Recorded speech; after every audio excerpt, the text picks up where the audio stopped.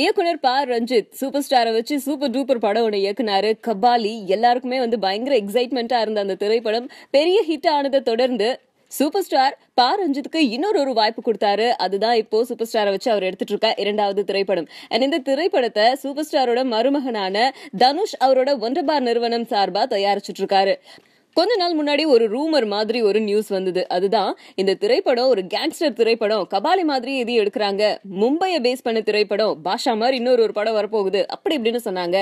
இன்னொரு பக்கம் மும்பையோட டான் அப்படின்னு சொல்லப்படுற பிரபல ஸ்மக்லர், பிலிம் ப்ரொடியூசர், பிலிம் மேக்கரான ஹாஜி மஸ்தானோட வாழ்க்கை வரலாறை வச்சு இந்த திரைப்படம் எடுக்கப்பட்டு இருக்கு அப்படின்னு ஒரு நியூஸ் வந்துச்சு.